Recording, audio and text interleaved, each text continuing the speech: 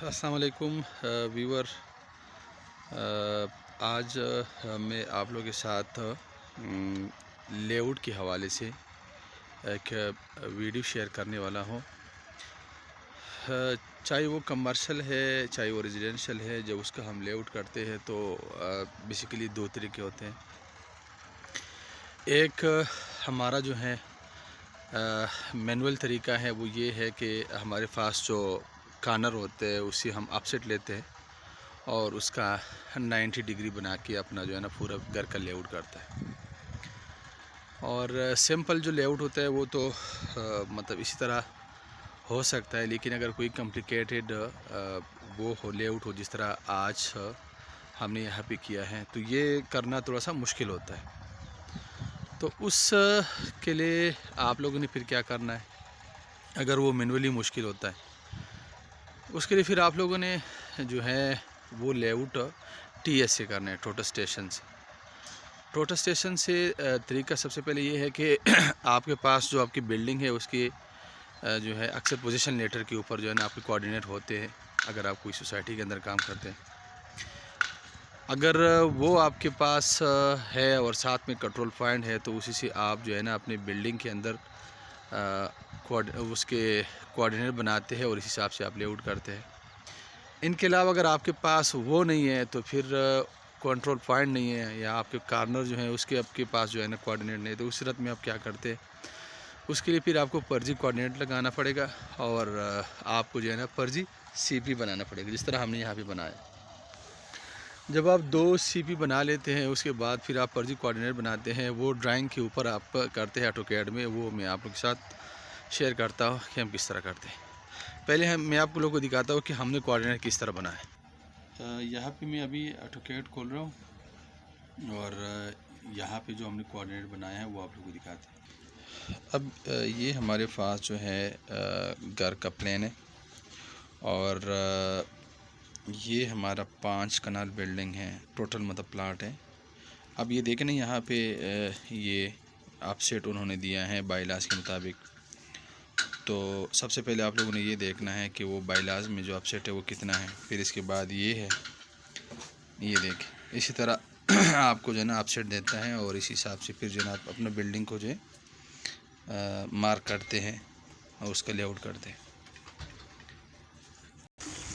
अब ये है कि हमने जो है अपना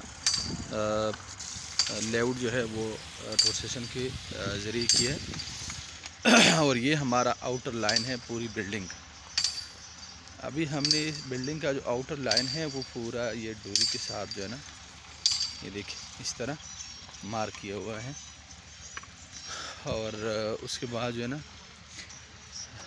हम इसकी मज़ीद जो इंटरनल है वो भी कर रहे हैं, लेकिन ये हमारा सबसे पहले ये है कि अभी हमने आउटर लाइन पूरा जो है वो बनाया और उसके बाद हमने जो हमारा प्लाट है उसके आउटर हमने सारा चेक किया।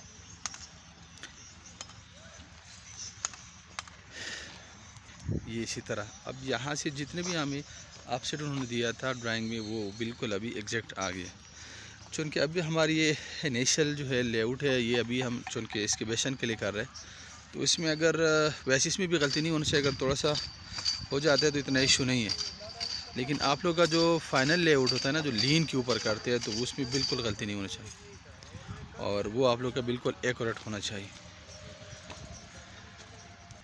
अब ये हमारा मेन एंट्रेंस है और इसी तरह हमारा ये वहाँ पे एक सर्कल बन रहा है और इसी तरह ये जो जगह है ये है और इसी तरह ये भी जो है ये मार्क हुआ है।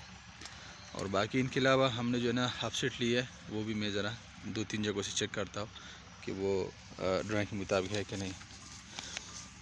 सबसे पहले ये जो यहाँ से लेकर यहाँ तक हमारे पास जो लंबाई है वो 51 फीट और 6 इंच, इसको हम चेक करते हैं।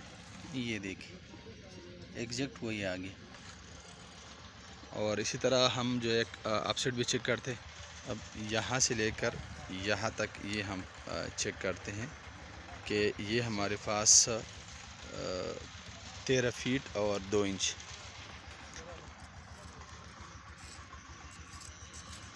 ये देखिए तो इसी तरह हम एक और अपसेट चेक करते हैं बाउंड्री वाल से। अब ये हमारा आउटर लाइन है, इसका बाउंड्री वाल है और इसे हम चेक करते हैं।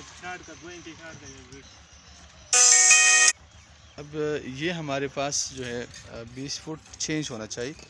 अब यहाँ पे 20 फुट और 10 इंच है, मतलब ज़्यादा है कम नहीं है, कम नहीं होना चाहिए। जो आपको पार्सली देता है ना वो मिनिमम देता है। तो इसी तरह हमने इनिशियल लेआउट किया और इसके बाद जो है ना अभी हम जो है ना इसको चूना डाल के पूरा जो है मार्किंग करते हैं। अच्छा, अब जिस तरह वो हमने जो सारा पहले जो है वो आप लोग के साथ शेयर किया था कि हमने आउटर लगाया था, और उसी के हिसाब से अब हमने ये देखिए सारा जो मार्किंग है वो हमने किया है एज़ पर ड्राइंग। ये देखिए ये पूरा ये हमारा आउटर लाइन था जो हमने बायलास के मुताबिक जो है इसको पहले चेक किया।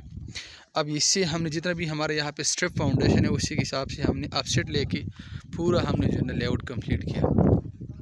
तो बेसिकली जो टोटस्टेशन होता है उससे आपका जो काम है बहुत आसान हो जाता है, उसमें परेशानी नहीं होता, आपके कोऑर्डिनेट बन जाते हैं और इस हिसाब से आप पूरा जो है लेआउट करते हैं। अगर आपका कोई सिंपल सा लेआउट है उसका टेंशन नहीं होता, लेकिन आपका अगर कोई इस तरह कॉम्प्लिकेटेड लेआउट हो ना, इस तरह ये बहुत बड़ा फार्म हाउस है और इसमें अब हमने ये सारा जो है वो अभी कर दिया टोटस्टेशन से, और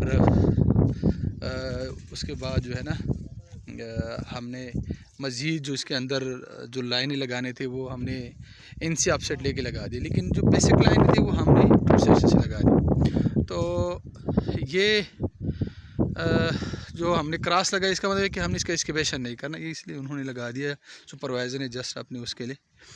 तो बाकी मेरा मकसद ये था कि हम जो लेआउट करते हैं वो मैनुअल जो करते हैं या हम उसको टीएस के थ्रू करते हैं। फिर टीएस के जो है दो तरीके हैं, एक आप उसके जो कोऑर्डिनेट है जो आपके पास कंट्रोल पॉइंट होते हैं जो सोसाइटी के उसी हिसाब से करते हैं।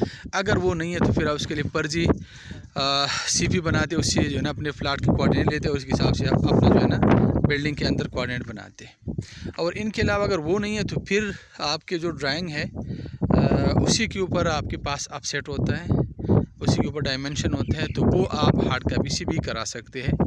उसमें आप जो है ना वैल्यू पुट करते हैं और उस हिसाब से आप जो है ना टीएसए करते हैं। वो थोड़ा सा मुश्किल होता है, लेकिन ये है कि अगर आपके पास कोऑर्डिनेट हो ना तो फिर बहुत आसान होता है।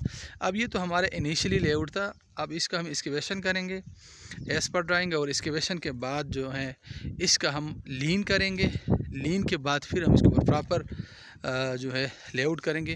तो उस वक्त इंशाल्लाह वो वीडियो भी आपके साथ मैं शेयर कर लूँगा। अल्लाह हाफ़िज़।